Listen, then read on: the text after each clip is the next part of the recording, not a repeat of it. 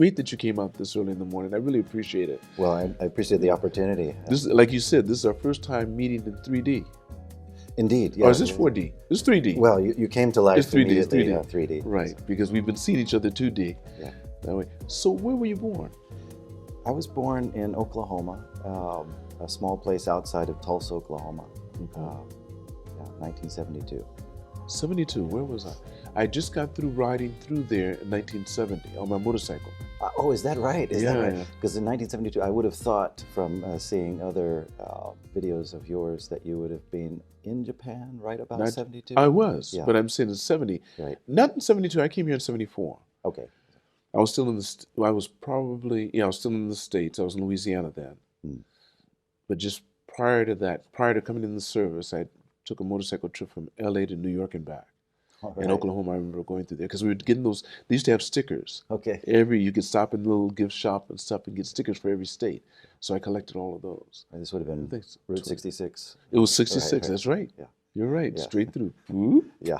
Most people go through. Yeah. That's right. Yeah, we did. I mean, the one thing I think is Oklahoma a big corn area. Do you have a lot of corn there? Grains? Yeah, plenty of that, I'm sure. Right. But, it was basically, we grew up with a bit of a combination in Tulsa. So you'd have, let's say, the city life. People joke, we only have the two cities anyway. I mean, Tulsa and Oklahoma City. I don't know how much of a joke and how much of reality that is, but you don't have to go too far to get into farmland. An hour outside of town, you're already in sort of small farm areas. And the person who described my hometown best, surprisingly, was my Japanese wife. So she's from Tokyo, and she would always give me a hard time about being a country boy and her being, city girl.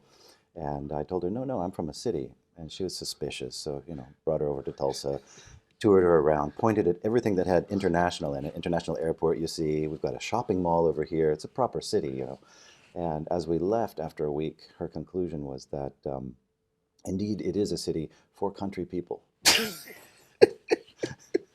I thought that sums it up. Good. That's Yeah, good. Yeah. That's really good. Do you have siblings?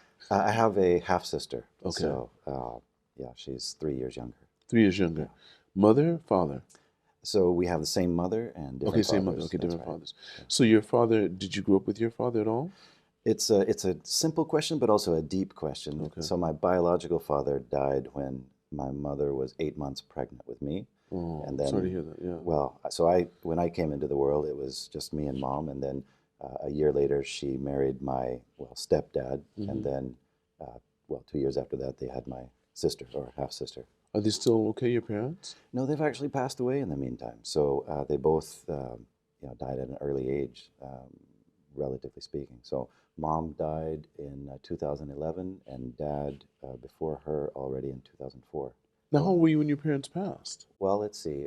In 2004, I would have been 31, and Okay. then in 2011, when mom died, that's going back 12 years, so right around 38. So were you here when both of them passed away? That's right. Yeah. Okay. In fact, I'd just come here, or I should say I'd come back to Japan in 2004, and I'd been here a few months when Dad died. Okay. So when you were growing up with your parents, what kind of kid were you in elementary school? Like, were you more academic or were you more sports-minded? Yeah, not academic really. It's funny. I ended up kind of stumbling into academia later in life, but no, I think actually, I played baseball, the short answer. So But you started that in elementary school? Yeah, I was... Stickball maybe? Yeah, we started with T-ball. T-ball, I still okay. remember the first moment, watching the boy in front of me hit the ball, off of the tee. Really? Yeah, that was the exciting moment. I'm next. You remember that? Oh, yeah. Yeah, that was How would you have been? I couldn't have been much older than, 7? Maybe? And you had on the uniform and you had your hat ready and everything? Yeah, Really? Yeah, we had the whole uniform. Yeah, that's right. So those were the early days of baseball, and I kept playing through high school. Did you have any positions you liked better? Pitcher. Oh, you were the pitcher? Yeah, I've always enjoyed throwing the ball hard, fast, accurate. Were you pretty good? Did you? I had my moments, but once you get into high school, it gets really competitive, and Right. especially in Oklahoma, where for a lot of people, the only shot you have at university is basically getting a scholarship. So, they're in it to win it, and Right. if you have alternatives or other options, you're not as serious. And for other reasons, I had other options. I'd actually skipped over to Germany for a year when I was 14. So I had that, I think, in the back of my mind, and I would say that sort of took away my edge. Okay, for wanting to keep on driving. You'd Yeah, already been out. yeah. Okay, so let's go through elementary school. So you know you liked sports and stuff. You finished elementary school, you go into junior high school. Did you start finding anything that you were doing more? Because junior high, you have a different shift. Right. So what were you starting to feel like then? Were you still more physical than academic? Yeah, actually, I would argue I'm still not very academic. I ended up with a Ph.D. I'm lecturing at Yeah, of universities. course you'd say that. Yeah, For all of us that don't have a PhD, no, it's always yeah, but it's funny because I have to highlight the fact that, well, I got into it for other reasons, and okay, it might appear academic from the outside, but it never looked like that from the inside, let's say. No, I kept playing. Yeah, I kept playing baseball. I actually wanted to play football. I remember my mom was very good at kind of steering me in one, direction or the other. And she pointed out, if you go out there and play football, no worries, but you might break something. You break a bone, and then you're not going to be able to play baseball. So Oh, she okay, knew. She yeah, knew. Oh, yeah, she yeah, knew. Oh, yeah, she yeah, knew. yeah. She got me with that. So baseball it was. Yeah. So yeah, That's neat. She knew how to work you. yeah. But was your sister active with anything? What were the things she was doing mostly? Yeah, I think more in those days. Let's see, she would have gotten into cheerleading and things Oh, like she was that. really So, okay. so like a lot of the girls, I think it's a little more attractive, kind of being that on that side of things. She played some basketball, so she was also on the court. But yeah, I think that also stopped for her around high school. So Right. And you said there's 2 years difference between the two of you, or yeah, a little one? more. It's 2 years and nine Yes. months. Okay. Yeah. And you were pretty close. We're really Like, close. I think because of all the, let's call it chaos and lack of structure at home, I think that actually forces you to team up and make sense of the world. And, I heard dad say this, I heard mom say that. And, the way kids do the best they can to kind of make sense of what's happening around them. And I think that actually created a deeper bond than you would get if everything had just been smooth and easy. And, oh, you're over there doing your thing and I'm over here doing my thing. right, right, right. So high school, you get into high school. What happens then? So, if what you've heard so far hasn't been, diverse enough, it just gets worse from here. No, but are So, you going through yeah. your family didn't move or anything? Did they stay in the same home your whole time? Well, you ask really good questions. So we moved, I'm going to say on average every couple of years, actually, but always within the same city. So, But that can still make a big difference. right. Well, I would What say we part of the moved. city? Well, exactly, exactly. So I would say we moved up and then we moved down. So, and Okay. that had a lot to do with my going to Germany and going abroad and things like that. So I would, in a certain way, we were part of the, I guess, American dream. Still, Okay. 1970s, early Okay. 1970s. Right. And the thing you did back in the day was, you would sell one house, you'd buy the next house, and maybe the next one would be the family home, and then you'd settle down. Um, we made it up to that point, and then the oil market crashed. So I The watched all of lines that. and everything. Yeah. Well, in Tulsa being completely dependent on oil, In especially the middle of the yeah, at middle of that this time. country too. Yeah. Indeed, yeah. So I watched all of that sort of build up, and I watched all of it fall down. And I think that's what also, uh, what are the alternatives for me? And I happened to be studying, well, I say studying, I was sitting in a German class anyway in middle school, Okay. and I was looking at the other, kids in Germany, and they seemed pretty happy. And I didn't see any oil crash news there. Wait. You're Yeah, looking in the book? yeah, we had a Okay, but textbook, okay. learning German, Like this, okay.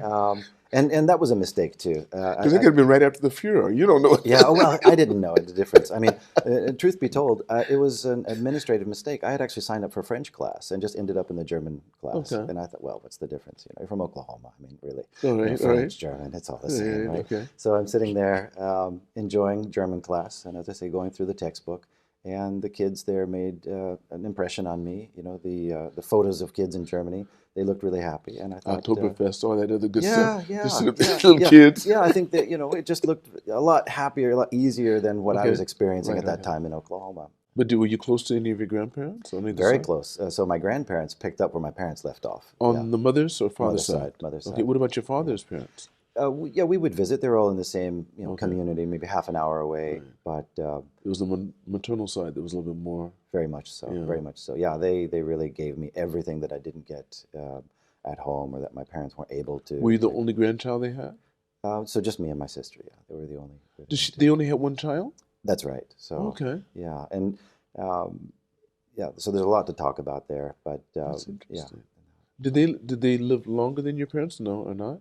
My grandmother outlived my mother by just a few days. Oh wow. Yeah, yeah. It was a really tough situation. I was faced with yet another one of these real life dilemmas. Do I tell grandma or not? Because she was in her last days, but you probably know this, how people will hold on, and I could see she was waiting for mom to come, and I was really faced with that difficult decision of Two telling days her before. just a few days before. So So did you tell her? I decided it would And be then she better said that was it. You don't indirectly. know, I mean, she yeah. couldn't speak at that point, but she cringed, and I could see she felt it, of course. And Mm. but it seemed like the more humane thing to do at the time, to let her know rather than leaving her wonder. Right. So. What about Grandpa? Grandpa died. It was just after the 9/11 attacks. So I was in Geneva, Switzerland at the time, and yeah, unfortunately, we couldn't fly over because of the 9/11 attacks. But yeah, that was at that time. Was it just natural causes that he died? Yeah, Or? yeah, he Okay. had a good long life. He was deep into his 80s, Oh, that's and good. yeah, Yeah. Well, your so. grandmother was probably up there too. Same, yeah. Okay, So, that's so, good. so grandma was about 10 years younger than Okay. grandpa, but She lived longer yeah, too. Yeah. exactly. So, but she finished her life That's right not a around the bad. That's same not a time. bad run. Yeah, That's a pretty yeah, good yeah. run. I think you get into your 80s if Yeah, you've done yeah, a good job. I'm pretty Yeah, good. yeah, yeah. If it go, I don't feel too bad. I could use maybe a decade or two more, but Sure, still, sure. yeah. Yeah, yeah. No reason to cut it That's right, short. right, Yeah, right, yeah, right. Oh, that's good. yeah. That's good. So that's of course your sister had to be there too, because it's her maternal parents too. Yes, exactly. Yeah. So, but I think I spent a lot more time up there. Being in the country, running around barefoot. Doing all the things Did you that hunt? I did. I did. What kind of? Wait, okay. Yeah, What was your first gun? yeah. Okay. Well. And how old were you? Yeah, Let's start there. yes, exactly. Well, I think those two questions go together because you asked me if I hunted. Well, I still have the memories of, an 8-year-old, a 9-year-old, a kid basically. So hunting would be, a BB gun would count That's right. as, Yeah, yeah. so. That started with BB. But did you ever get a pellet gun, or did you Yeah, just go well, straight you big? kind of, advance. So But did you you go did from you ever get a pe- pellet? Because I never yeah, got a pellet gun. yeah. Well, I thought I was big time at it. I got those pellets. Those pellets, yeah, they're made out of lead or something. I think. Indeed, Weren't yeah. they? Yeah, and then you Yeah, move the up to hollowback. the 22. You went to a Went 22, up to a and then 22. what? You get up to a 12 gauge. You went from 22 to Yeah. 12. Yeah, well, these are the That's a kick, yeah, buddy. yeah. Okay, well, these are the guns laying around a country home in Oklahoma. Anybody outside of the U.S. is sort of. I was BB. Well, actually, slingshot, BB gun. Yeah. Then I went to a 410 automatic, Okay, 12 gauge. okay, yeah. So yeah, we were ready for the world. I think. What would you? Were you pheasants, rabbits? Did you ever do big game? Yeah, no, it started out with small things, and I think the biggest would have been stopped at rabbits. Yeah, so yeah, I never went up to Did you deer skin hunting them? or anything. Did you? We did, not the ones that I had hunted, but we also my grandfather raised rabbits. Okay, so Well, it's only different. because I wanted to do that. They basically spoiled me in that Oh, sense, wow. So grandma would always read, the stories whenever we would be traveling around the area, in a pickup driving around, Oklahoma. She would read, or at home as well, Call of the Wild, or those kinds of Really? things, and grandpa would be, oh, rabbits, sure, we can do that, and build a rabbit hutch, and then we would build it. We actually built it together, and then anyway, back to the skinning. That's where the skinning was. But did Being you a you ate those rabbits? Well, that's what I was getting to. Being a farmer, you look at animals in a different way. They got to serve a purpose. Right, right. He said, "I'll get them." But Right. They're not just cute. Yeah. So Yeah. Grandpa had other plans, and you'd pull the rabbit out, kill it, skin it, Right. eat it, and yeah, I still remember. There's another scene where my sister broke down in tears. She couldn't eat it, but I thought it could taste a little bit like chicken, so no worries. Yeah. Really? Yeah. This was. It didn't bother you emotionally at all. Well, the killing did. Yeah. The eating, by the time you had kind of, got your teeth in it, you'd forgotten all about the killing. So, You're making me think of the smells and stuff that I remember from doing that when you skin a rabbit. right. The Yeah. blood smell, and then Yeah. I also remember the smell of shooting my shotgun. Those, yeah. gunpowder. gunpowder, Sure, yeah. sure. Yeah, those are the memories that That's stay right. with us. It Yeah, sure does. yeah. You got to find just the right spot in the knee to hang it up on the That's nail, right. and yeah, That's just right. all of that. Yeah, And then when you skin the head, yeah, then both all the legs and stuff, yeah. go down the belly, Oh take yeah, this fare off. yeah. Yeah, I had to do all that. Right. Yeah, Yeah, yeah. You look at yeah. things on your plate differently after That's that. right. Yeah, That's right. I didn't like eating the rabbits that I hunted. yeah. I didn't like. I think I it, thought it was a little bit too gamey for me. I yeah, didn't know that that's the reason why, but it was just a little too gamey, and I didn't. I wasn't emotional about it. And then I like seeing the pellets in the skin. right, right. You know, I'd Yeah, shot it, and you'd see the pellets. yeah. Well, same here. It was a one-time event, so I Okay. don't think we repeated that. Wow. Yeah. Okay, so you get into college. No, wait, before college, I mean high school. So you're in high school, because was it junior high that you went to Mhm. Germany, or was it No, high I school? think the Peter Pan fantasy sort of started to capture my imagination in junior high school, Okay. but it wasn't until I was probably 12, 13 that I decided I really want to go. And so I was going to go to Germany, and we Okay. didn't have the finances to do any of that. So I had to find my own way. And just by chance, because I played baseball, I was at baseball camp. And so we'd go there, every summer for a couple of weeks, and met a guy from Germany who was there. The only guy who wasn't from Oklahoma or Texas was right there at baseball camp. So yeah, we hit it off and ended up. This is a kid. You're talking about Yeah, a kid, right, not a, right. I okay. would have You're been, same age. yeah, I would have been 12. He would have been 13, Okay. He and was visiting from Germany, or he lived in Germany. He he was lived supposed. in Germany. He just came to come over and learn how to play baseball because that was something they didn't What? have at the time. Yeah, it was very new in Germany. But he Yeah, didn't come with other kids no, he just came over on his own. and went to your school. Well, to the baseball camp. So Okay, baseball camp. he Okay. wasn't even at my school. He was just there for the 2 weeks and then went back. So it was just that short time together. Okay. And I followed up with letters. Right. We Right. were Right. pen pals back in the Right. day, Right. way before email or any of that. Right. Aerograms, and I just pitched the idea. How about I come over and stay with you and your family for a year? And he wrote back saying, I talked it through with my parents, no problem. But I'd like to come over and stay with you and your family for a year. So that's what we did. We And he organized actually did it. a private exchange. So we did it. So how did he get over? His parents paid for it. Well, yeah. So I went over and stayed with him for the first But how year. how? You said finance were a Right. issue. So I told my grandparents, They were yeah. in your okay. But even there, the best my grandparents could do was, you could pick out one of the calves. So they had cattle, and they had usually about 50 head of cattle. And the risk is, of course, if your calf gets sick and you're not able to sell it, then there's nothing. But if all goes well, you'll be responsible for picking the right one, and then after she sells, and then you can use that money to get your ticket. So I asked, of course, the obvious question: well, how do I pick the right one? My grandfather tells me, well, basically 2 points, long hind legs and a straight back. And I said, okay, I'll have that one then. And then nicknamed her, Frau, because of going to Germany, and it Right. rhymes, Frau the cow. And I still remember going to the sale. So you'd cross the border into Kansas, Coffeyville, Kansas. How many years? Wait, how many years after you picked it did this? Or how Just, many months? I think it was just months, 7 months, something How like that. fast do cows grow? Wait. That's more or less the rhythm that I remember. Yeah, you'd buy the calves, fatten them up over a course of 6, 7 months. I say all this again, the memories of a child, so it could be off, but that's my But your memory of age, you can things. go by your age. Yeah, How were it you? would have been about right. So Okay. I'll stick with the Okay. half a year thereabouts. And I still remember going up to the sale, Coffeyville, Kansas, and she sold for $720.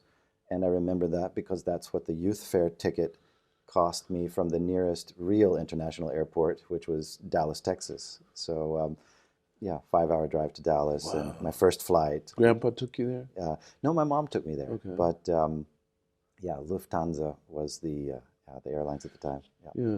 Wow. So you get to Germany and you stay there. What was it like for you when you first? Had you ever traveled outside of your state prior to that? Well, you've anticipated the answer, I think, which is no. I'd never, not only never And been your out. first time is going to be going all the way. Well, that uh, 5 hour trip, was that the first time doing that? That too, yeah. I mean, well, I take it back. Okay, we had driven, so we'd been to New Mexico, Okay. and so we'd driven over there to camp. Rained the whole time. We ended up in a motel. Terrible. But the other trip would have been to Six Flags, which is Okay. also in Dallas. Right. The things you did as a kid in the Midwest.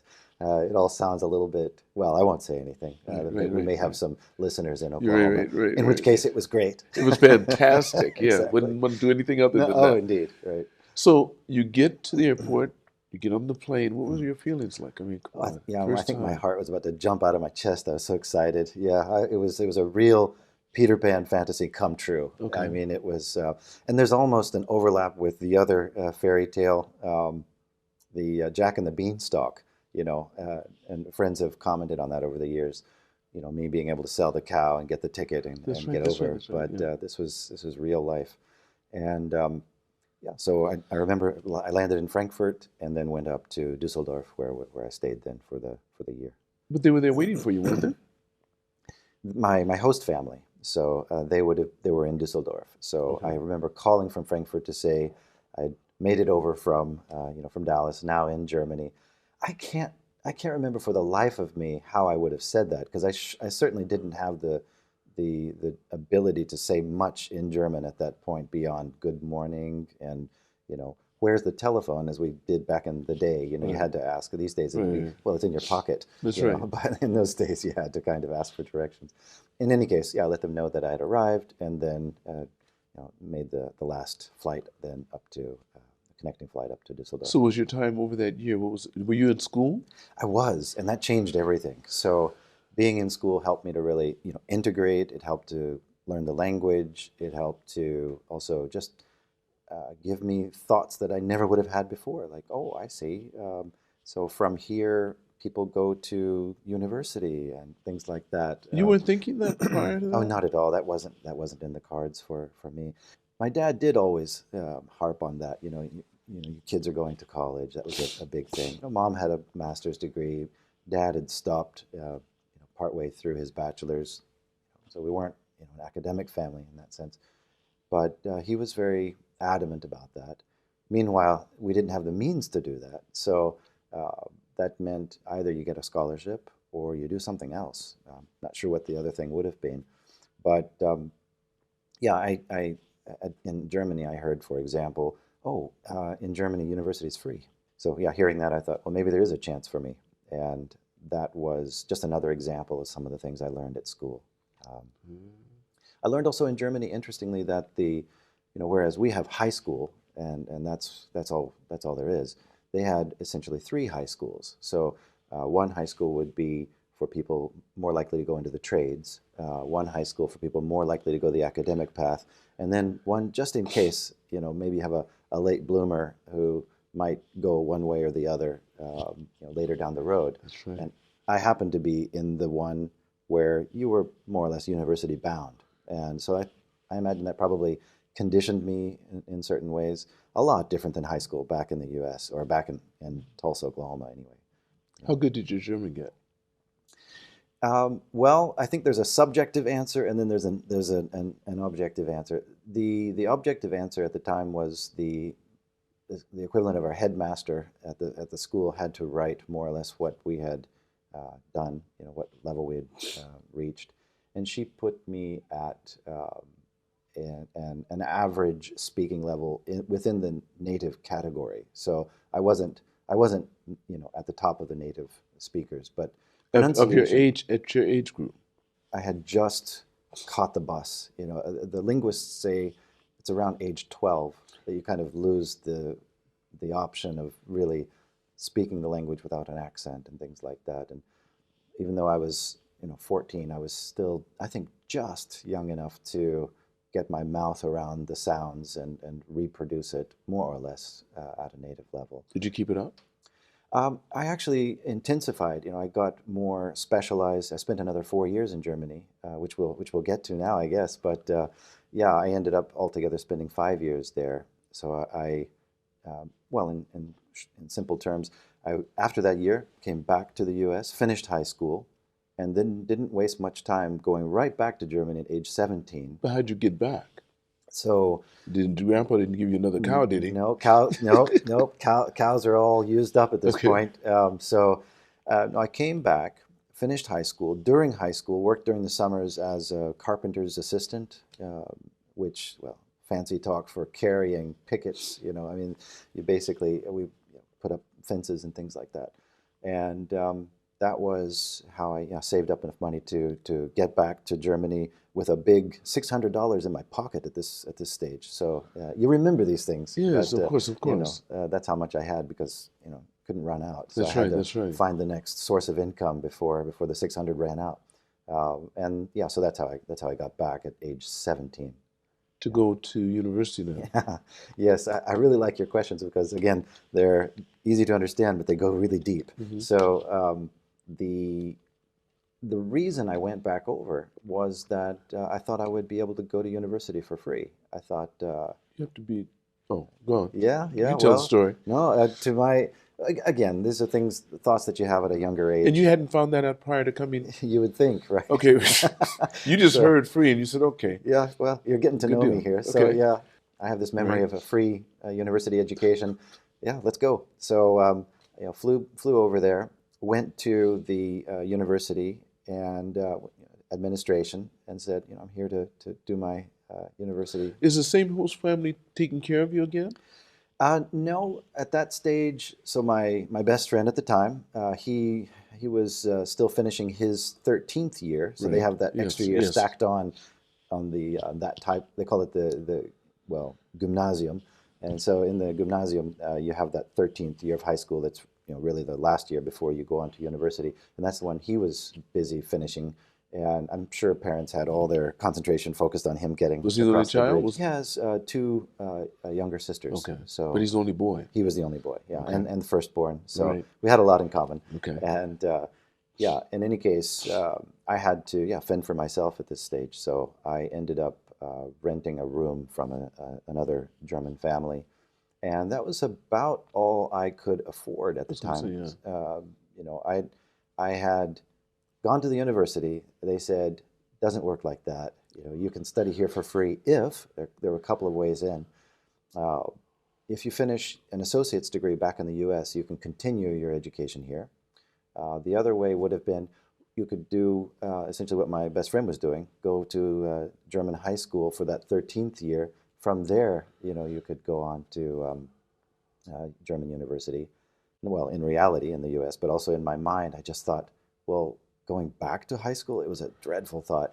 What's the other alternative? I said, well, that's about it for university. So I asked a confidant of mine at the time. She said, take advantage of our apprenticeship system. So, we have the trade schools here. Do that. It's a good education. You can get a good job afterward. And it's a shorter path to the workforce. You got 3 years instead of 4 or 5 or more. And so that's what I did. But how were you financing this? Well, this is the beautiful thing about the German apprenticeship system is you get paid. So you actually have the equivalent of a sponsoring company that gives you a job, right? And then I got it. depending on where you are in Germany, Mhm. they'll split the time up differently between the company and your professional school, not a university, but a more of a trade school for white-collar jobs. And in my case, you would spend 3 months or so in a certain department at the company, and then you'd shift over and do more or less that amount of time in professional school, learning about international commercial terms. In my case, I got into logistics, so that was the one I chose. Sounded more interesting than the other professions. So got into logistics, spent, as I say, 3 months on the job and then 3 months in school. And then you just repeated that over the course of 3 years. So another 3 months on the job in a new department, though. So you'd be rotated around the company over the course of 3 years and, going back and forth. And the same thing at school, you'd sort of spiral up over the course of 3 years. And at the end of that back and forth of 3 years, you would take a written exam. If you passed that, you got onto the oral exam, panel of people asking you difficult questions, and if you pass that, you get your certification. So that's what I did. Did you pass the first time? I did, and it was, I'm going to say, all things considered, probably the most difficult exam for me. Doing it in a second language, but more than anything, I absolutely hated that apprenticeship. It was a miserable experience. This is a real life interview, so I'm giving it to you. But it was miserable. Yeah. So what was his Yeah. name? What was his name? Because it Oh, can't. there The were job's many. never miserable. So There what were was many. what were their names? Well, let's say my memory has probably blocked out any of the names. It was Right. that. No, I thought at the beginning it sounded so exciting. Oh, trucks and trains and airplanes and ships and moving things around and all the creativity you need to find the right combination to, get under the bridge and then move it onto a river boat and all this kind of stuff. And I thought that would be a great job. It took me about 2 weeks to realize this is dreadfully boring, and I'm really at the wrong address. Unless, of course, any listeners are in logistics, in which case I'm sure it's absolutely exciting. Exciting. Just wasn't for me, and yet I had started, and I really didn't want to stop something that I'd finished. So I saw it through to the bitter end and stacked another year on top of that. As you do in Germany, most apprentices will just go on into full employment then, as a full-time employee for the company after you finish. Right. You've gotten to know each other at that Right, stage. right. And in spite of knowing each other, I continued for Just another year. Another year. Right. And so 4 years altogether in logistics there. My goodness. So after the fourth year, what'd you do then? Because you stay one more year. Yeah. You're making money now. Right. So your life has changed drastically because Yeah. you're not even studying anymore. You're just Right. doing what you already knew how to do. Exactly. Yes. Were you able to put away some money before you came back? Did you come back to the States after that? No, I actually never went back. So altogether, I flew back over to visit family, but I never went back to live or never went back to work. So I was only in the U.S. altogether for 16 years, with that, until age 17, but with that 1 year Right. interruption being in Germany. So yeah, altogether just 16 years. So I've spent definitely most of my life outside of now. that. So Right. you were in Germany. Okay, so after the 4 years and that 1 year with the company Right. as a full-time employee, Right. don't you have benefits that you get too if you continue to stay on and stuff? And Yeah, and the other apprentices, they were, as I'm sure you've observed, when you start to move on, or in a sense move out of a certain circle, I think there's some human tendency for the others to try to kind of because keep you're you saying in. something about their career. Yeah, indirectly you're saying, Right. I think you guys are on the Yeah, wrong you guys- path. But I didn't feel like that. I just knew that for myself. I mean, I knew that very early into it Right, already. And I just decided, well, I had, in a sense, made the wrong decision. It was the only decision I could have made, I felt at the time. But in retrospect, I thought, I made a mistake there, and I don't want to make the same mistake again. What is it that I need to change? And one of the insights that I had I should say around the middle of the apprenticeship was we had a lot of other, let's say, employees coming in through university, and they were university graduates, so they had more opportunities. They seemed a lot happier. They had exciting work, options, and I thought, well, either I'm going to become increasingly resentful and bitter, or I'm going to do what they do. Which was? Go to university. Okay. So I was back on my mission. So I had a 4-year setback, but I still had the idea that I'm going to go to university. This time that means you're what, 22, 24? Yeah, I would have been 22. Yeah, I would have 22, been yeah, 22. Because 22, I'd yeah. gone back over when I was Right, 17, right, and right. I'd finished then age So you had 22. plenty of time.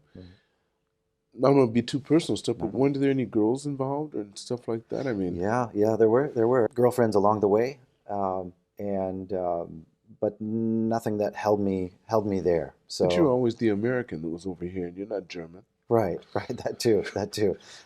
In those days, it would have been. I mean, it was all just. It was good fun. The cultures enjoyed. I think getting to know each other. We had, I would say, nothing but good times. I never sensed any of the. I didn't feel like an outsider. I was very, very much welcome. If I was an outsider, it would have been. I sometimes, looking back, realized my first year, as I said, was a Peter Pan fantasy come true, and I was part of. I'm going to say. My German friends might feel a little irked at me saying this, but I'll say it anyway. That was a different part of society. That gymnasium, that type of high school where university bound, was a different part of society than the one I came into when I came back for my second tour, as it were, in Germany. These are your tradespeople, and it's a different future. And they knew at an early age, I'm going to say age 16 already, you kind of know this is the job I'll be doing probably the rest of my life. So my deciding to move on and do something different didn't go over so well with my fellow apprentices who, knew they were going to be there for good. For the duration, Right. What are you thinking? Right. Going to university. After all this time you spent too. Right, right. And you got the job, you got the Come on. certification, and here we're supposed to do this lifelong. And I just thought, no. It actually reinforced my decision. I thought I actually definitely made the right decision. So, and the other thing was, well, where did things go wrong? Well, I realized I want to do something more academic, and I think I need to sort of repeat that new experience of being in a different country and something with an equally kind of new environment to the one that I had experienced coming from Oklahoma to Germany and Japan. So right. After 5 years? In Germany altogether, yeah. Wait. And then just out of the blue, not because of some magazine or book that you got, and you saw Japanese people having fun and looking happy. They look happy. Listen to try Japan. How did Japan pop up? I think I realized sort of intuitively that you want to have options, in terms of just life in general, employment. The idea of having options is easier said than done, but it struck me as the better way forward. And languages, I'd kind of woken up to the options that are born when you speak another language. And I think the idea of English, German, and Japanese at that time made a lot of sense. Not to say it doesn't make sense these days, still but does, yeah. it made maybe even more sense back then. So I think so you went on your pilgrimage to Japan. Right. How'd you fare with that? What did you do first when you got here? Because you've been here. How long have you been here now? So altogether, so it would have been 2 years back then, from 95 to 97. And then I came back to Japan in 2004 until today. What did you do from 1997 to 2004? So I came over here in 95 for the first tour. I stayed here for a couple of years. I was at a language school, learning the language, and then met a very charismatic Norwegian professor who was sort of touring the world talking about conflict resolution. And he was a mediator, parachuting into these hot spots, and figuratively, he wasn't actually parachuting in, but he would go to these conflict areas and talk with the different conflict parties and try to bring them to some kind of resolution. And I thought, what better job? That just sounded so exciting. So maybe Peter Pan knocking at the door again. I thought, I have to do this. So I just I asked him, could I work for you? And in his rather posh English, he just kind of looked down his nose at me and asked, "What would you do?" And I'd never been asked that kind of question in the conditional. Right. I thought, what would I do? Oh, hypothetically speaking, if I were, I get it. So I said, yeah, I could be your interpreter. Yeah, I'll do English, German. He says, but I speak German and English and French and Italian and the list went on.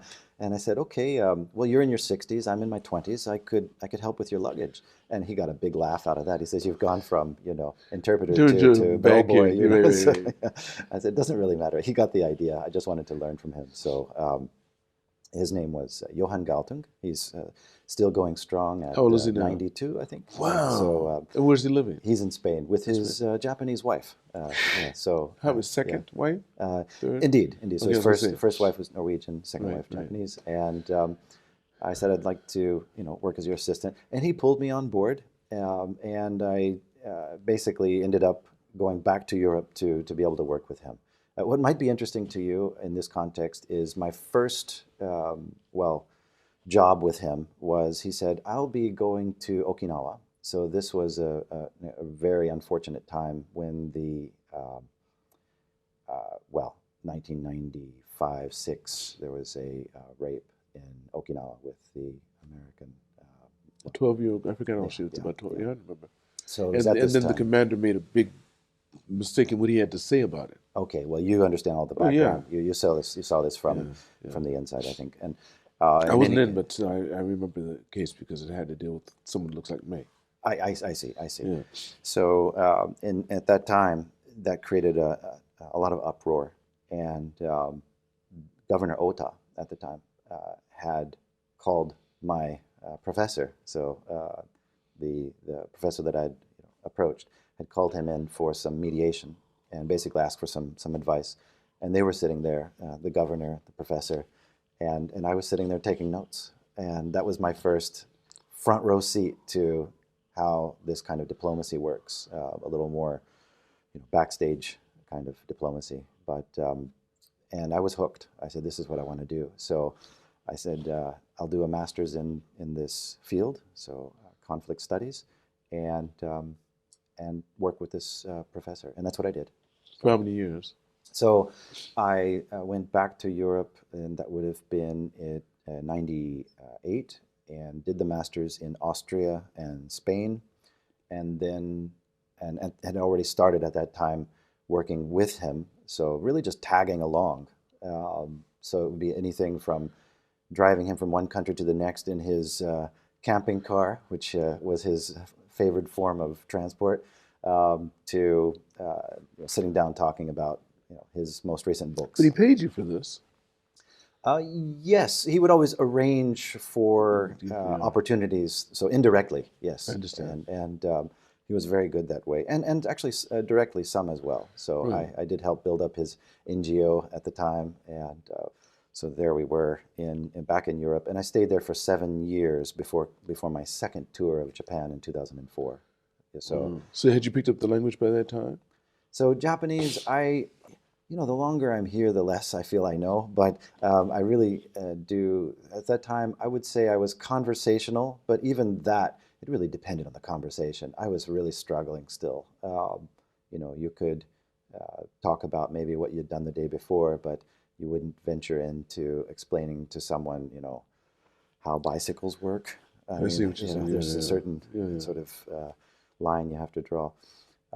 Now, after, so going over there, finishing the master's, I then, the question was, well, where do you go now that you have the master's?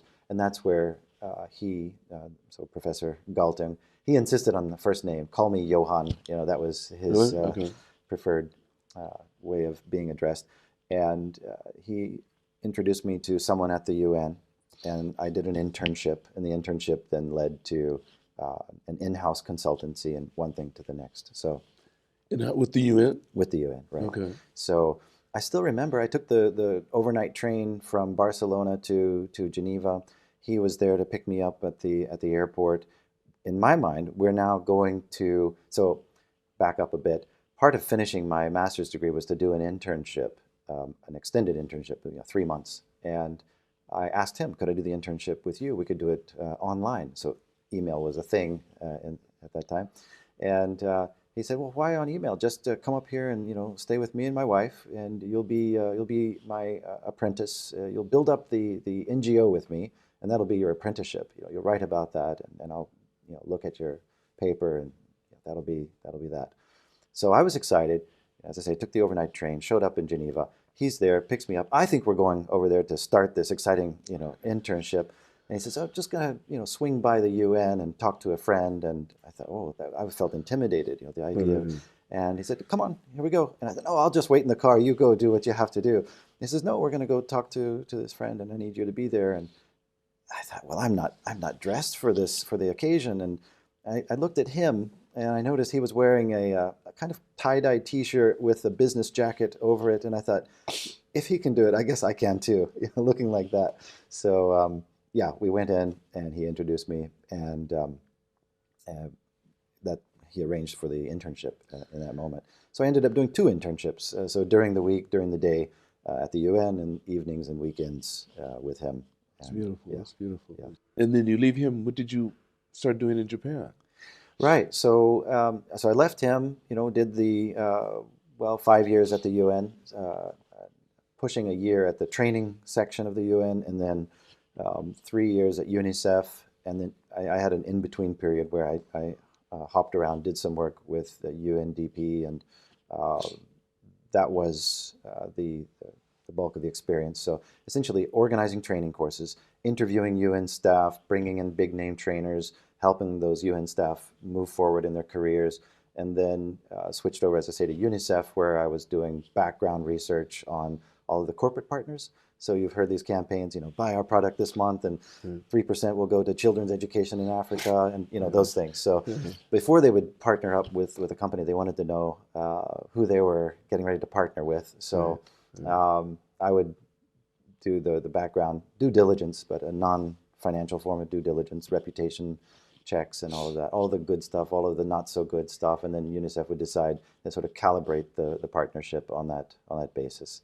So exciting work, and let me do more work with companies. And I was getting excited about the role of business in conflict resolution at the time, because it seemed to be a very public sector discussion, and I kept wondering, well, what about companies? I mean, and this was, I would say, the time also when the shift had happened. The private sector had a lot more power in the world, and I thought, well, what an underutilized resource. We really need to look at ways of pairing up the companies in conflict areas and things. So I started looking for ways for companies to be profitable, their construction machinery to build demining machinery, and so I got excited about that. I thought, well, that's a company with a purpose, even bigger than business, because the president of the company, Amemiya, so Mr. Amemiya, he came out and just told the world, we're a peace building company, and I thought, oh, really? Tell me about that. I need to hear more about this. What do you mean? And his basic point was, by destroying those landmines, we're preventing deaths, especially injuries and deaths to children, because they're the most affected, being just that height, and mistaking them for toys, giving them bright colors and things. So I thought, what an exciting opportunity! If I could study how he does that, how he manages to make a contribution to, let's say, a social contribution, but also in another way, being very profitable also. So I was intrigued by that, really thinking seriously about going back to Japan, and then seized my opportunity. There was a partnership between UNICEF and a Japanese company at the time, and I came in to broker that partnership. And I thought I would be here for a shorter period, but ended up meeting my wife here. Is that right? Wife to be. She worked for the company? Not at all. Okay. No, unbeknownst to me, she was to be my wife. But her friends had invited her to a jazz concert, and my friends had invited me to the same concert. Actually, one person had kind of suddenly become unavailable or unable to attend, and they said, "We've got this ticket. Why don't you join?" And I heard jazz, and sorry for all the jazz fans, but I just wasn't too excited about, really? Well, but I needed to kind of get out of my shell. I still am a bit shy, and I thought, always, try to make an effort to be a little more outgoing, and okay, let's try something new. I was at that stage too where I thought, if it doesn't feel right, it's probably a good opportunity for growth. Let's just do it. So I was. How old are you at this time? So I would have been 31. 31. Okay. So, so we went there, and my wife was sitting. I say wife now, but at the time, first time meeting her it was the Blue Note. So we were at the Blue Note listening to Angelique Kidjo, who was put on a great performance, by the way, and we're sitting around the table with 6 or so friends, and my wife to be sitting next to me, and there was absolutely no attraction either way. So, but okay, that's the way these things go, I guess. Wow. Yeah. So how long did it take before you did become attracted? Yeah, right. How many more times did you guys have to be invited to the same jazz club? Yeah. She had a kind of a business trip that she had to do, and she had 2 dogs that she's needed someone to look after. And I'm going to take advantage of the fact that you might edit. I'm not sure how this goes. So her first impression of me was she was sure I was gay. So there was no reason to approach. And I was sure she was quite standoffish. Right, okay. So you fit. Yeah, so no attraction. At some point she had a business trip coming up, and she had the two dogs, and who better to ask than the guy that It's she gay. recently met? Right. Yeah, who knows what images she had? The dogs will come back with pink ribbons in their hair. So Were they poodles? yeah, well, the equivalent of Okay. the Shih Tzus. Okay, Shih Yeah, Tzus. Okay, yeah. right. So and two of them. So she had me in mind for that job to look after them for a week. And as it happens, I was looking at that point for, if I were to stay on longer in Japan, what would be the best place to be? And I needed to talk with people who had been here. I called a friend, and she said, the person you need to ask is Noriko. So she's very knowledgeable about these things. And I was about to call her and ask for some advice when she called me to ask if I would, pet sit, essentially. And looked after the dogs for the week. She came back from her business trip. The dogs were still alive, and that was enough for, building trust. And she started inviting me. She would ask, are you going to be eating out this evening on your own, or would you rather eat together? And I thought, well, what kind of question is that? Yeah. Of course, I'll eat Yeah. together anytime, before eating out. And we're still eating together now. How many years? How many years have you It'll been be married? going on 20 years very That's soon beautiful. here. Yeah, That's so beautiful. that was 2004 we met. We married in 2005. So Is she an academic too? no, not at all. A lot smarter than I am, but not academic. She's basically, I would say she creates new hobbies every 6 months or so. She's a very creative spirit. So it will be, jewelry at one time, and then as soon as she's mastered whatever technique, then she's on to, I've got my own Amazon shop now, so be importing stuff from China and selling it in Japan, and then I've done that, and then she's on to opera singing. Yeah, I'll go sing in the opera. So yeah. Now, one more thing before we get close to the end. I'm not going to ask this question, but what are you doing now? What's your job? Oh, thanks. Right. Yeah. Yeah. So after deciding we're gonna make a go of it here in Tokyo, I decided, okay, I'd better go the last, I guess, sort of part of the academic journey and do a PhD. So I got into the PhD program at the University of Tokyo and decided to, Nice. yeah, that was important. You'll know very well, being, here in Japan as non-Japanese, there's a lot of, institutional identity. Oh, you're at Microsoft. Ah, now I know who you are. Oh, you're at Mitsubishi. Now I know who you are. You're a freelancer. Hard to put you. So institutional identity. I thought, well, rather than a big company, and this was a big negotiation at home, but we compromised on big name university. So we went with that. So if I could do that, that would be acceptable. So made an effort, got into the PhD program there. At Todai. At Todai, yeah. And So you can't go any higher than that. That's it, folks. right. I see. Well, it was by accident in a sense, because that actually, I decided more important than the university was finding the right professor.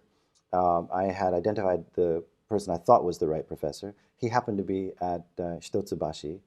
He met with me and recommended, actually, why don't you go to the Asian Studies department at Waseda? I went there, met who I thought then would be the right person, who said, I'd like to take you on, but I'm retiring. Why don't you talk to so-and-so over at the University of Tokyo? And so that's how as these things go. So, and I set up a company, Kabushiki Gaisha training. So that was really the main work. So I parked the academic things on the side, focused on training, because that's what I knew from starting at the UN training section, and got into mostly MBA related training. So anything related to negotiation, team building, leadership, all of that, and still do that. How many years have you been doing it? So this would have been 2004. I came over, started out with places like the Omai Kenichi, MBA school, and just have been doing that up till today. So that would be now 18 years plus. What's the name of your company? So Milestone is the name Milestone. of the company. Yeah. Okay. Yeah. And if people look that up, they can find it easily? Yeah, I haven't actually needed to do much promotion. Okay. It's been word of mouth all the way through. Which is really, really important in Japan. Kumakochi. Exactly, as you say. If you do word of mouth, you're in. I I couldn't have planned it any better. So beautiful. About the time one project is finished, the next one, It's right there. It's worked out that way. So that's been great. And we think long and hard about company names. For me, the Milestone was symbolic of a lot of the things we do in life, where you kind of reach the finish line, and soon after that realize it's really just the beginning. That's right. So the over there looks even better. Yeah. Right. And so, and it's ongoing, right? So That's Milestone, I think, I just try to help whoever I'm working with, an individual or a group, to get from where they are to where they want to be, and then think about the next place they want to go. That's beautiful. Yeah. Right. So Dylan, tell me this. Before we end, this is the question I like to ask, which I know you already know. If you could go back in time, knowing what you know now, and meet the younger Dylan, how old would you be, and what advice would you give him? Yeah, that is a deep question. And I think I can give you two answers, and they're probably going to contradict each other. The first answer would be, I'm guessing I couldn't have done much different than I actually ended up doing.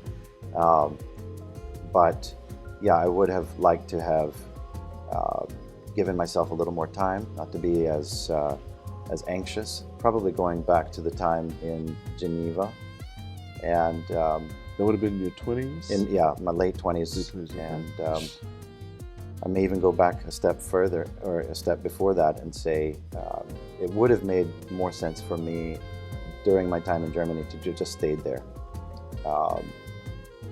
Thinking about academia, thinking about professional opportunities, economies, and these things. I couldn't have known that, though, at the time. So my other answer, and the one that contradicts that one, would be that it kind of needed to be the way it was. I needed to be as unstable as I was to move on, or to be motivated to move on to the next thing that I moved on to. So yeah, I think it could have been better, but also couldn't have been any different. Well, that's beautiful. Thank you, Dylan. Thank you, Lance. Thank you. It's fantastic. Yeah. I want to thank all of you for watching this podcast. Make sure you press like and subscribe. And never forget, it's all unknown, so continue to reach for the stars, because you're too blessed to be stressed.